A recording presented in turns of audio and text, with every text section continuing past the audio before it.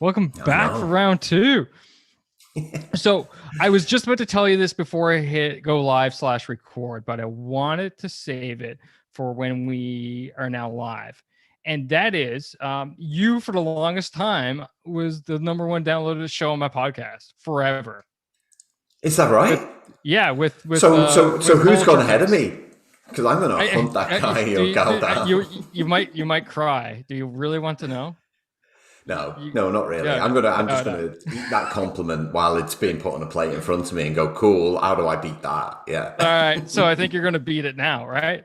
Because you're back better than ever with culture. Better than ever with everything that we learned from the last year, Scott. Awesome. I can't wait to dive in. So here's my first question for you, Colin. When you say culture hacks, and the word hacks comes to me, culture, hack, the word hack to me is something that's normally cheap, easy, something you jimmy rig, all these, you see those hacks, right? It's like, oh, dad hacks, which are usually like, how to entertain your kid. You sit them on the Roomba and you send the Roomba off the vacuum, and then you sit back and watch the game with a beer. But I'm like, culture change has got to be deliberate. It's like hard. It takes forever. It takes a lot of effort, et cetera, et cetera. How do you hack culture? So your demand is going to tell me. Yeah, that's what I was going for. Cheap shortcuts. That's my middle name, Colin Cheap Shortcut Ellis. No, I mean, yes, I get that. I think I'm using it more in a software context, in the sense that what are those little things that you can do to almost beat the system?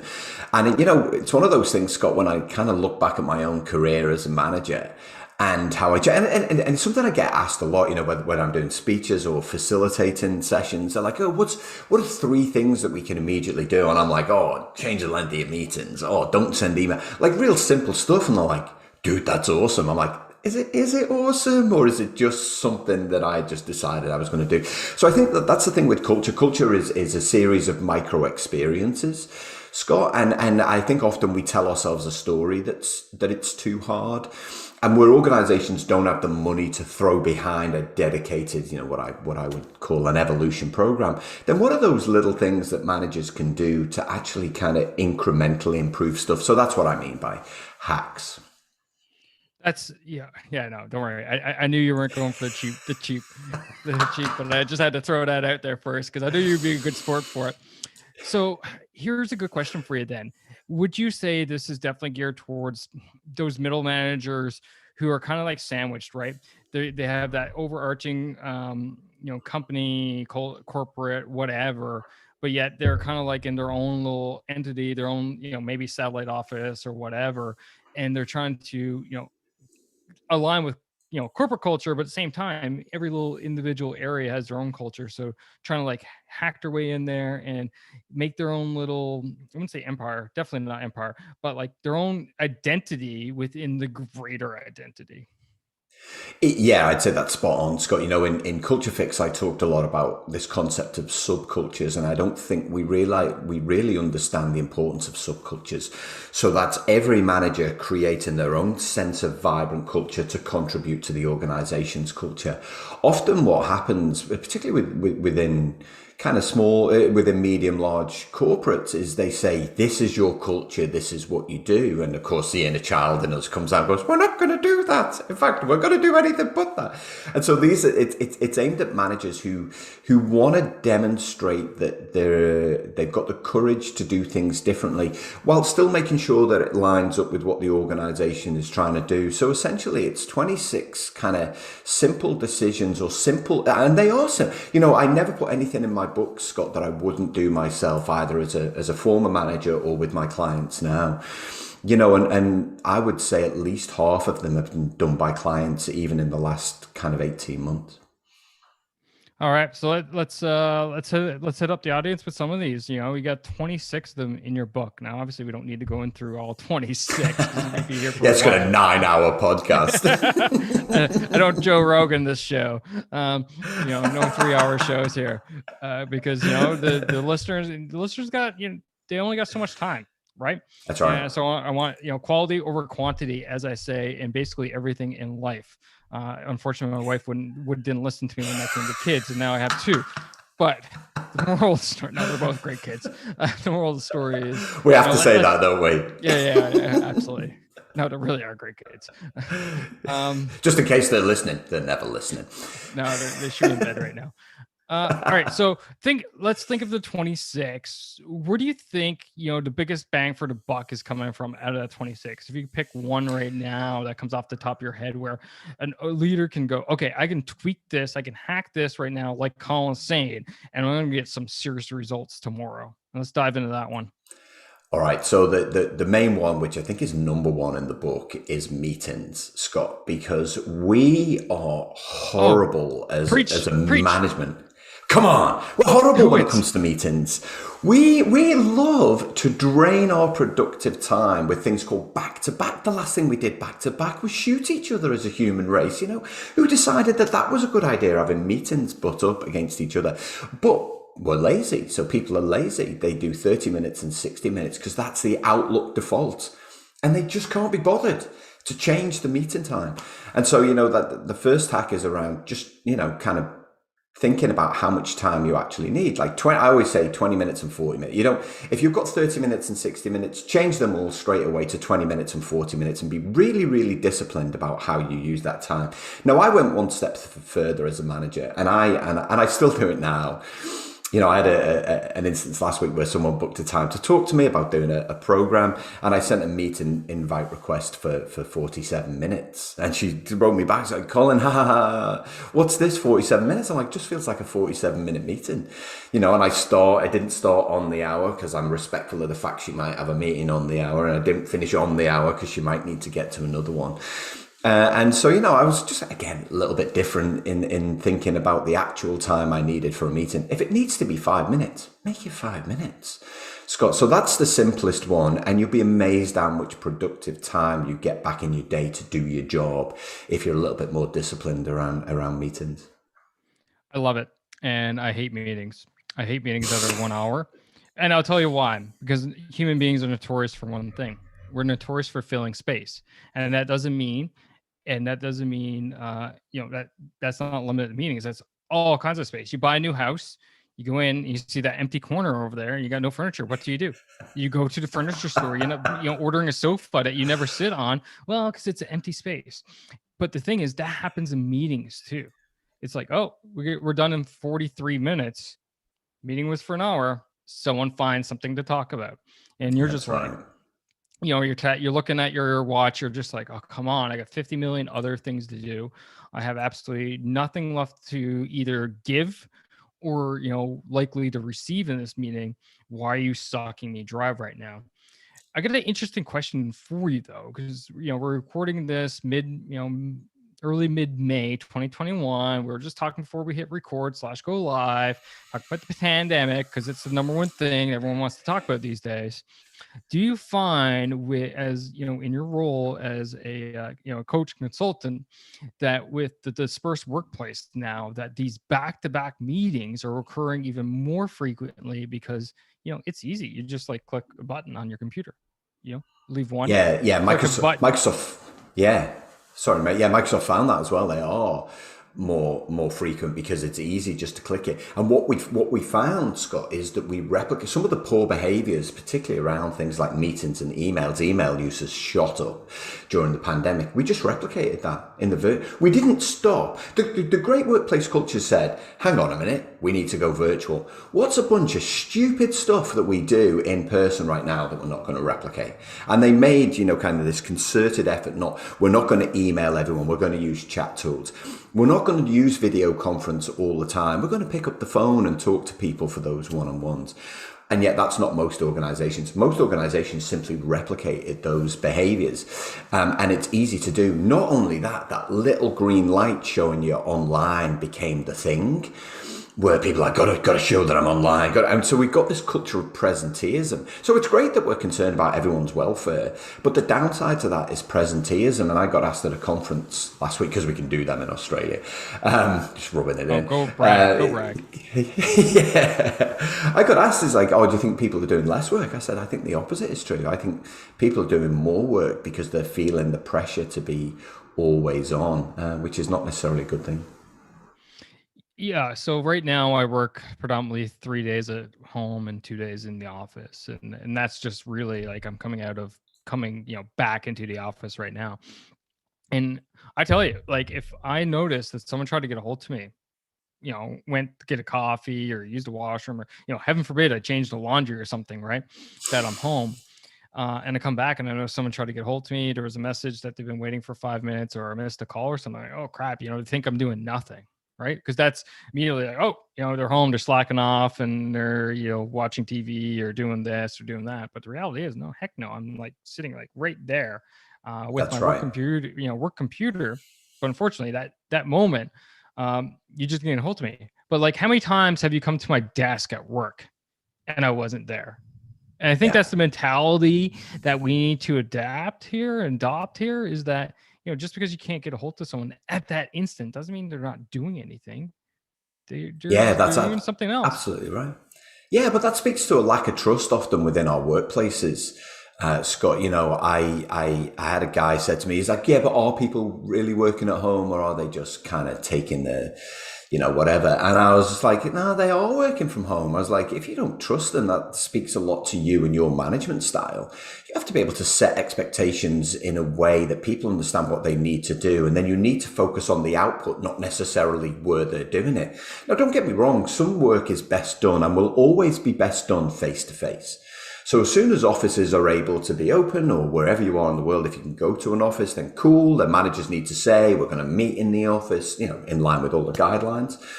But then it's about the group saying, okay, well, this work is better done face to face in this particular space, but I can do this bit at home.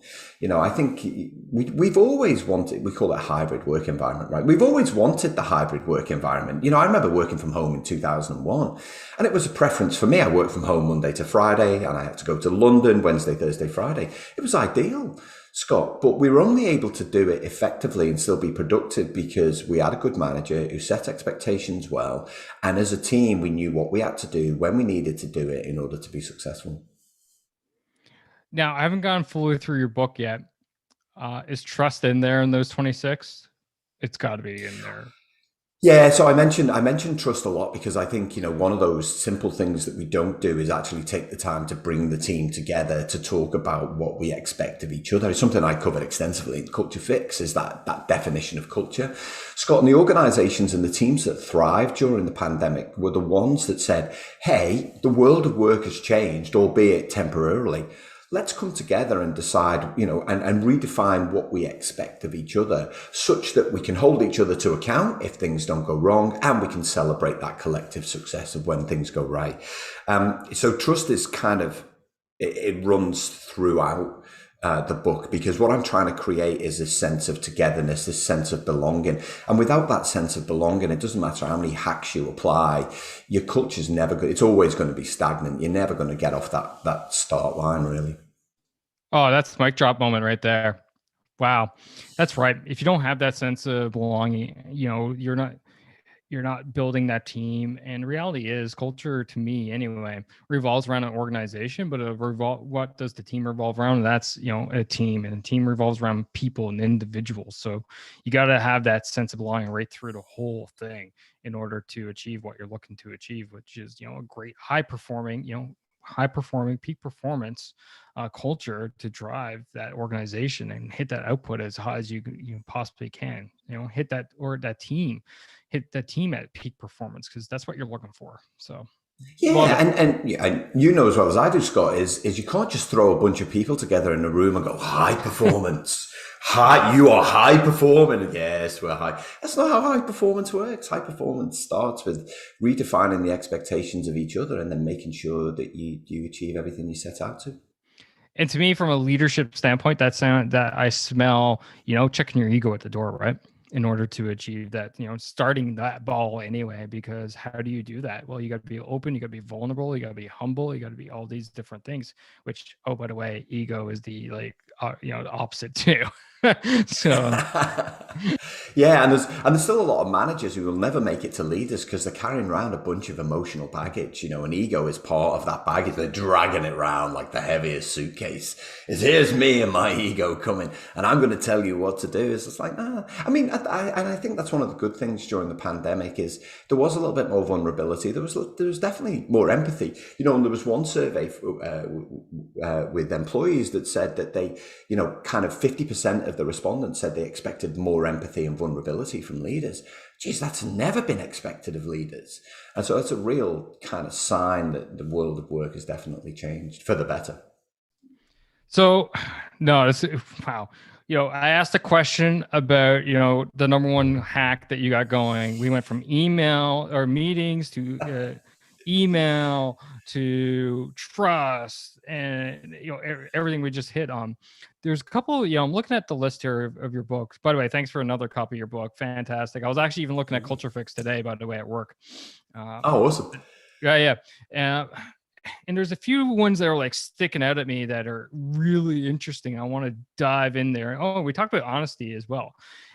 Number 9, fail visibly. And I'm a fan of failure. Anyone who's listened to the show for a while knows that I'm a big fan of failure. Unfortunately, I come from an organization background where failing isn't really something you look for in a military leader. But I think in your context, it's quite different. So let's go down this route. What do you mean by fail visibly, and what does that do for our culture and bonding it together? Well, failure represents an opportunity for learning, Scott. And when we frame it in that way, what we then do is move away from a culture of blame and admonishment and towards one of kind of evolution. The fact is that as humans, as teams, things are going to go wrong. And what we need to do is to create an environment that is safe, where everyone feels trusted. There's that trust thing again, where we recognize that, hey, you know what, from time to time, things aren't going to go your way and you're going to do something that maybe we weren't expecting. But rather than put you in a corner on a stool and getting you to face the wall, what we're going to do is we're going to kind of capture everything that went wrong and we're going to use that as an opportunity for everyone to learn from. And so, I talk very much in that particular chapter about a failure wall is, what's that place where I can go to, where I can find out the things that we've done in the past that have helped shape this team, that have helped us to grow together and learn together, but also that I don't want to remake in terms of those mistakes. And so I think, that concept, and it can be virtual. It doesn't have to be physical. It could be, the best ones I've seen are physical. They're little 3x5 cards that people write on and stick on a wall with some blue tack. And then you've got this awesome learning wall with all these things that people just get a coffee and just read all these things. And it's just a fabulous little meeting place, but it can be virtual too. And it really provides that sense of, hey, we're not perfect. We recognize that. But what we don't want to do is remake these mistakes. So what can we do to share the things that we've learned to help others in the future? No, I absolutely love that. And I actually apply that myself on, a regular basis as a leader, right? I remember one incident in particular where as the operations officer of our school is in charge of coordinating all the resources required for training.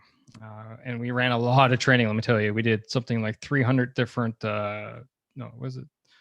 300 different sessions at e-courses per year, over 3,000 students through us per year. And my little self, 6 people, we were responsible for scheduling and organizing all the required equipment and all this stuff, making square pegs fit round holes on a daily basis. Right. And one of my guys, he made a mistake. He made a pretty big mistake at the time. And we fixed it, luckily. And then I said, all right, brought everybody into what we call the bullpen area, where 4 of my people worked in this, cubicle office area. So shut the door, said, all right, after action review, let's go through this. What happened, why it happened, what the mistake was. And I said, listen, this is not me calling you out publicly. Everyone here needs to learn this mistake and know how to avoid it in the future, because they may slip into your seat at any moment if you're out for the day or week or whatever, and to be able to do your job. Because guess what? It don't stop. Things Right. don't stop, right? The work still keeps going regardless, and we need to keep up on top of it. And we did that on a regular basis. And I think as well, for any team to achieve results, it has to take risk, Scott. And so what you Yep. want to do is to create an environment where people are comfortable taking risk. And if there's a blame culture for every mistake that's made, they're never going to be comfortable. They're always going to wait for permission to do things. And as a result, the culture will stagnate and you'll end up missing targets left, right, and center. Well, then, the secondary effects that I look at as well, then initiative goes down, and innovation goes down, That's motivation right. goes down, retention goes down. Oh, turnover goes up through the roof, right? Because people are like, Yeah, hey, I don't like this place. I don't belong here. I'm popping smoke. I'm pulling pin. I'm getting out of here. And heading over to the competition because they got an opening, and I like what I that's right. see and what I hear, right? Yeah, exactly right. Exactly right. So love it. Failing visibly. And this is something I think a lot of senior leaders out there, like I'm talking like senior board level C-suite leaders. I think this is something that they need to actually do more. I think they need to own that a bit more and be a bit more transparent there, because I'm not seeing from my standpoint, I don't see a whole ton of it. And I think we could, people could definitely do better with that, but that could be a conversation for another day. But Yeah, right. and I think it's as simple as a senior leader sharing a very human moment, and that's that Yeah. vulnerability you talked to earlier, Scott. Is what's one thing that you've learned in your career that you can pass on to someone else? Employees love that stuff. They Heck love yeah. that. Hell Yeah. yeah. One that's really sticking out, is interesting to me, is number 11, hold a hobby expo. So a little interesting side story. So we were actually when we had one, Tuesday here. This is recorded on a Tuesday. Tuesday for me at work is meeting day. Go back to what we talked about earlier, right? Like today was 2.5 hours of my day gone of meetings. Yeah, don't get me wrong, some of it is very worthwhile, but I think we could tighten up some things as well. But in one of those meetings, I talked about this because we were talking about culture in that meeting. And I said, hey, if you're interested, and I fired the link out, and, there's people watching right now, and I don't know, hi guys from work, if anyone's watching from work. Hey, from But Scott to work. First Canadian Division headquarters right there. So, but the interesting thing is, I haven't, I said, like, not many people know this about me at work because I don't talk about my podcasting side that often. Mhm. And I talked about, having you on because we were talking about culture and stuff like this. So what's the premise behind holding a hobby expo in regards to an organizational culture? Because I find that very intriguing.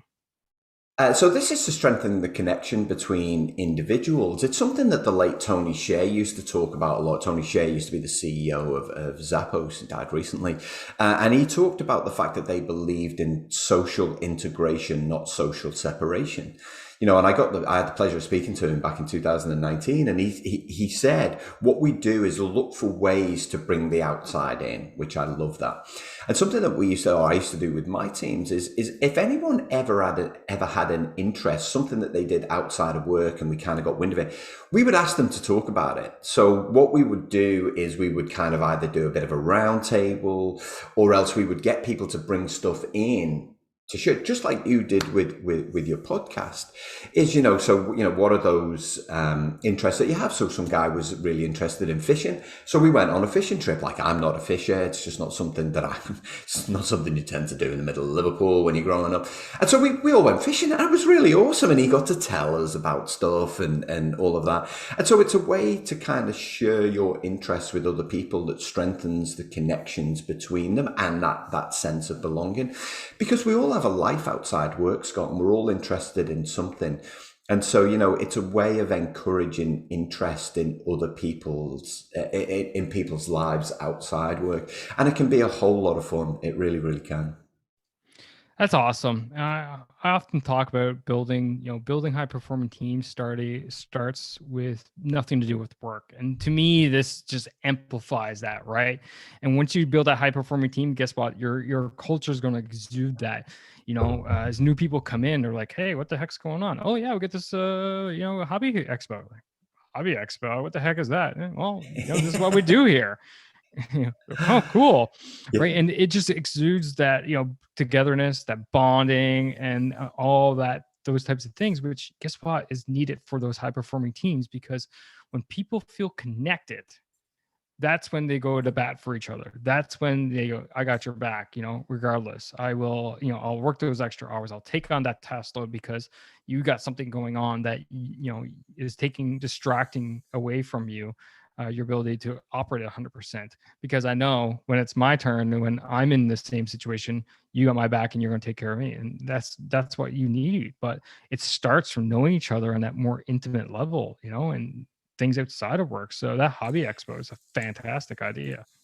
Well, I do kind of a team workshop, a culture building workshop, Scott, and I do 2 day in person or kind of over 4 days virtually. Whenever I ask people what's their favorite part of it, because I always include the hobby expo in it, and I talk about bring some information on something that you do that you don't think anybody else does. And like the immediate response is I don't do anything, but somebody always does something. It doesn't matter whether they go hiking at the weekend or whatever it is it's always people's favorite part. Not that the rest of it's rubbish, but they get to really learn about the people that they work with. They see a side of them that they've never seen before. And everything that you just said stems from that kind of knowledge and having empathy for someone else. So we're kind of dovetail into which shocks me is here. And that could be pop up in the Hobby Expo. And let's start a podcast. This is amazing. You have start a podcast as part of a culture. I have so many thoughts in my head right now, but I want, the person who wrote the book literally to tell me, how starting a podcast can help a company's culture. For the simple reason, Scott, that the best ideas for evolving a culture, the best ideas for enhancing business value live within an organization right now. What many organizations don't do is create an environment to bring them out, either running a hackathon, which is another one of the hacks, which is a simple innovation session, or else by sitting down and interviewing people and getting them to share their knowledge. And the thing was, Scott, and you've been doing this for a while, is podcasting used to be way more difficult than it is now. Like you used to have all of the bells and all of the whistles, and it cost $1,000 just to get started. And now it's pretty straightforward, not to demean the work that you're doing. Obviously, you make it look easy. But you know what I mean in terms of setup costs. There's really not a lot to it. And I think, and I've appeared on a number of corporate podcasts. Every time I work with someone, they're like, oh, would you mind being interviewed for our podcast? I'm like, of course. Some of those stories from the front line, it's a great way to find out what other people do in other divisions, particularly those organizations. I've worked with one organization, I encouraged them to do it because they had a lot of silos. I'm like, there's no better way to break down the silos than interviewing someone for 20 minutes on the job that they do, the challenges they face and the opportunities that they have. So again, it really builds that sense of togetherness, but crucially understanding for what other people have to do on a day-to-day basis. Absolutely amazing. I see just you've hit a home run already, but starting a podcast, how senior leaders, especially in like really big organizations, right? I work for the Canadian Armed Forces as my day job. We're, around the globe, 100,000 people, you don't want to talk about stovepipes and different subcultures. We have it all, right? And what amazing tool for the senior leadership to be able to promote their ideas, to be able to pass their vision in a really intimate way, which is not necessarily being leveraged that much right now, I believe, at that corporate level, because people more see podcasting how we're doing podcasting right now, i.e. A couple of people that are not, we have a relationship because you've been on the show before, but that's about it. So it's like an interview, and obviously there's business behind my show and all this stuff, but not for that internal communication.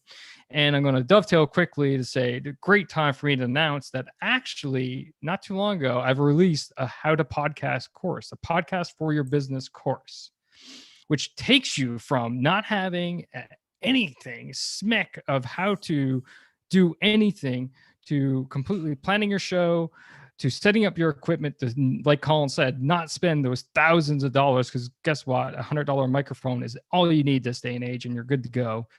And how to actually produce your show yourself professionally and not spend a crap ton of money, because I'd be honest, like I do all my production, and the people out there, I've looked at the rates because I was thinking about offloading it. they're just fleecing us. Like, to be honest, now I understand they got to eat, but they're fleecing you. So record your show, set it up, plan it, execute it, and automate and everything else in between. So if you're interested in that, just links will be in the show notes. But podcasting for your business, $299 US, and check it out at scottmccarthy.co/PFYB for podcasting for your business. So that just slid right in there nicely. And this is something that's lovely in there, yeah. And this is something super new that I've just actually released 10 days ago. So that's cool. Awesome. But honestly, awesome. I did that because I believe in the power of the medium. I wouldn't have been doing this for 5.5 years now because if I didn't believe in the power of medium, both from from a business standpoint, but even from a leadership standpoint, to be able to connect with your people, especially if you're big, large corporations that are dispersed. The problem with those corporate emails these days, no one reads them because they're just so flat and dry, and you feel like they've been vetted by 50 lawyers before they come out. You don't get any of that texture from the leader of what they're saying. So obviously it depends on the leader. Some of them just do their own thing. But I think with a podcast where people can listen to the voice of the leader and their passion behind a particular topic, you can really connect with your people a hell lot better than those mass emails. So it's so true, and I think as well, Scott, is there's this inference that if they send an email out, that's all people need, but that's only one method of communication. I spoke to a CEO 100%. At the start of the pandemic, and he was like, "I'm not comfortable on video. What should I do?" I'm like, "Get comfortable on video, because people want to see you. Yeah, do more video, or do a podcast, do some audio, because people want to hear your stories. Yeah, no, it's awesome. That's fantastic. And I think this is somewhere where it's being underutilized right now, and you can really make a difference and, I wouldn't say make a splash or make a scene, but you can definitely make some chatter amongst your people. And like you said, it's just another medium, because guess what? Not everyone's going to listen to it, but maybe people will read the email that, I don't enjoy reading. All right. So at least then it's another, net in the water of passing, catching people to pass your message to them. So I think it's a fantastic idea. I think it's a great way to grab that culture. And anyway, I've said it all. All right, let's dive into, one more. And this is something interesting that I see all the time. So I know the benefits to it.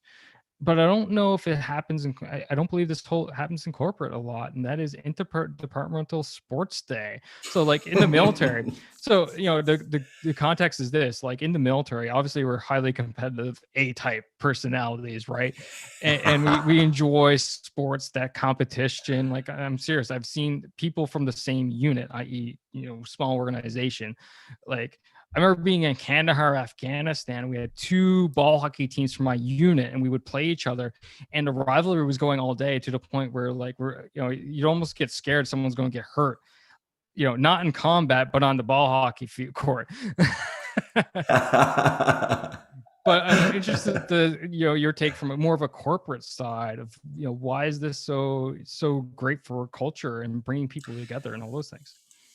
Well, again, Scott, I mean, these are born from my own experiences. I know that I got to know other people from other departments through simple little events. One of the things that I used to do is we used to have innovation time on a Friday between 3 and 5 o'clock. And at 5 o'clock, we would take a rounder's bat or a baseball bat, and you'd have to hit the ball. Every time you hit the ball, you had to come up with an idea. You'd run the bases, right? And so word got out about these kind of little events, and other people wanted to join. And of course, then it became a competition. Then you had teams versus teams, and essentially we'd do our innovation, and then we'd have interdepartmental sports.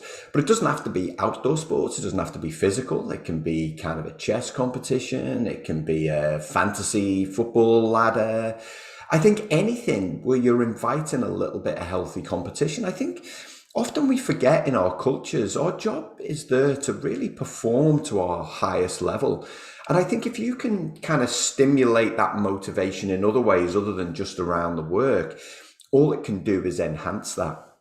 And so, as a former football player, soccer player, football player, I always used to partake in kind of my company's team sports. And then we would always encourage other sports with the element on fun. You don't want to turn it into a kind of episode of The Office where we're so aggressively, kind of competitive that it ruins everything.